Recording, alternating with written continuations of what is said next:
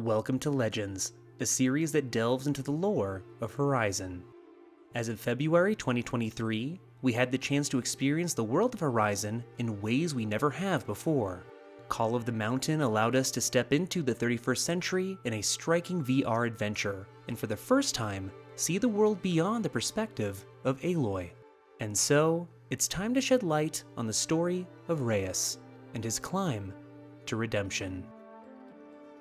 For many living in or around the City of the Sun, climbing the mesas surrounding Meridian is a way of life. This held particularly true for two such brothers whose skill in climbing would surpass the rest, Urid and Ryas. Under the tutelage of their father, they would learn and honor the Carja rites and traditions of the climb. Feather charms left at the foot of challenging segments, a call to the sun for strengths for a successful summit, and the building of small cairns to leave their mark upon the trail. As they grew, following in the footsteps of their kestrel father, each would find themselves in the service of the tribe. Ryas as a soldier of the Sundom, while Urid would earn the honor to serve as a royal guard to the 13th in the Radiant Line, Sun King Jiran.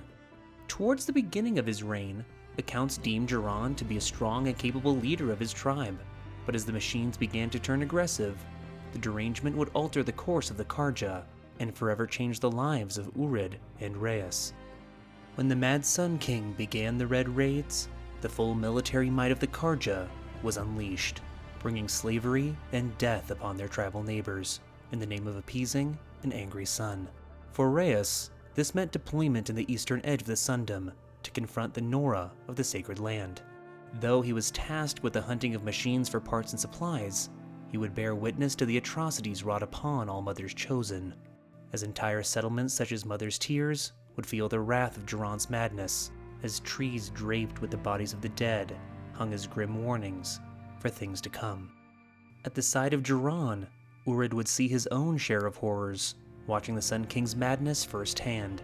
Blood sacrifice rendered from defenseless innocents, left dead in sun rings, brutalized by captured machines. Though this was supposed to be an effort to appease their madness, Urid saw the pitiless gaze of Jiran that these had turned to only fuel his own monstrous grandeur.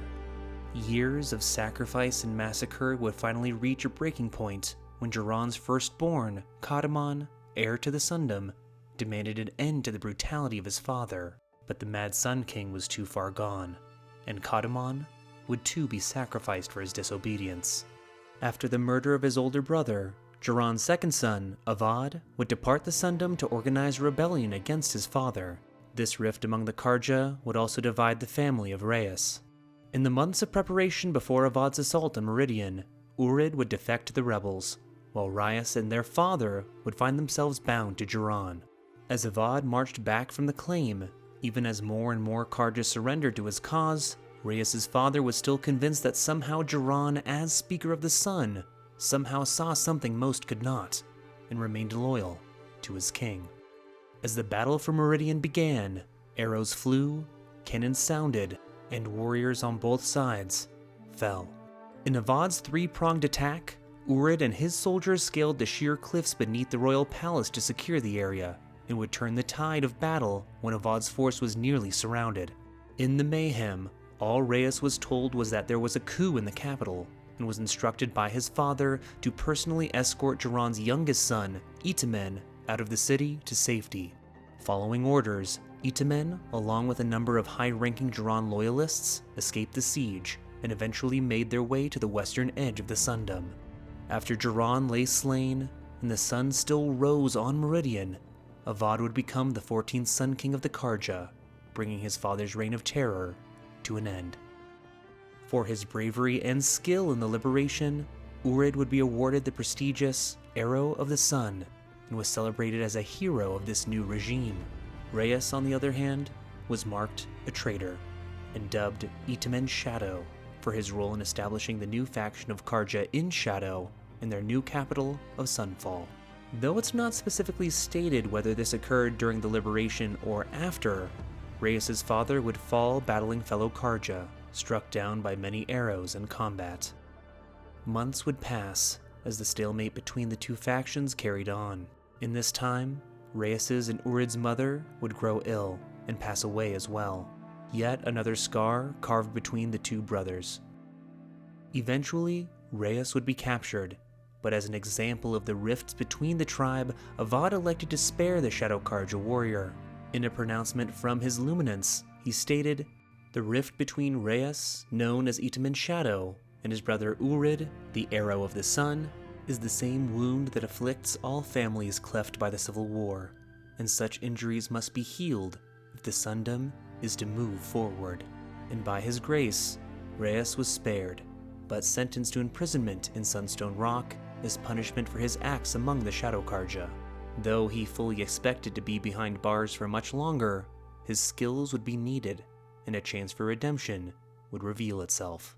When Urid and his partner Raydell had gone missing after pursuing a potential threat to the Sundom, Meridian spy master, Blameless Murad, orchestrated his release and a potential pardon if he chose to cooperate.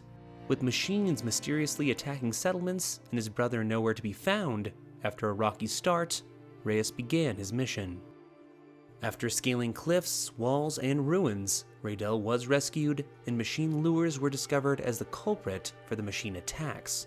Similar tech had been recently used by the former Oseram warlord Derval before being thwarted by Erend and Aloy, but since his capture, someone else had to be behind these new attacks.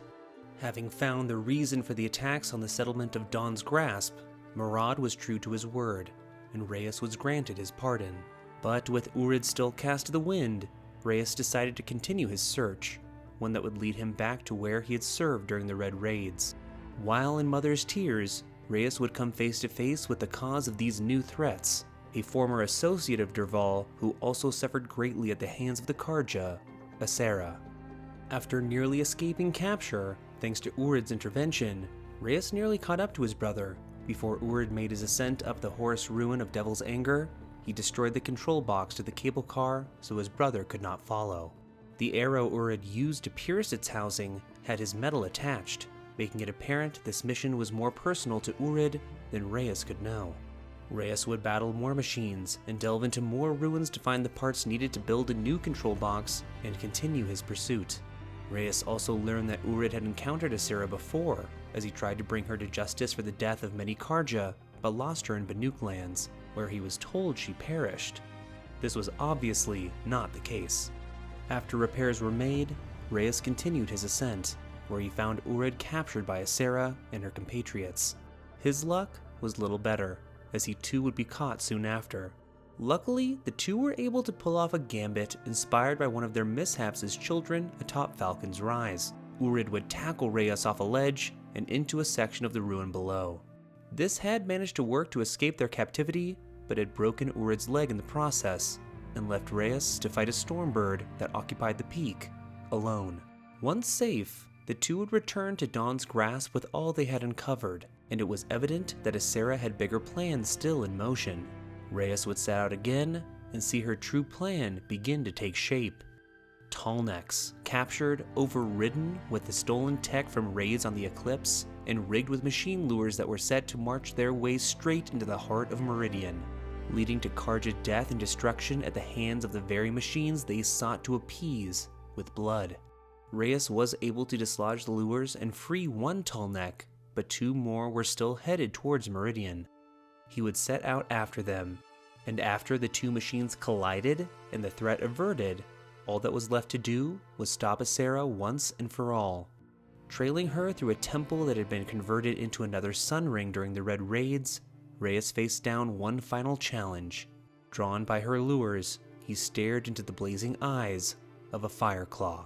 Battling tooth and nail, Ryas finally brought it down, but all its flame had made the structure start to crumble. When he finally had Asera cornered, the platform collapsed. Both hanging for their lives, Asera would refuse the aid of a Karja and release her grip, falling into the jungles below. Ryas would be rescued, and with Meridian saved once more, his redemption was complete. Murad insisted that the greater populace not know of the severity of the threat that had been averted, and with it, Ryas' heroism would too go unrecognized. Instead, Murad offered a different future for Ryas, one where Itaman's shadow could not follow.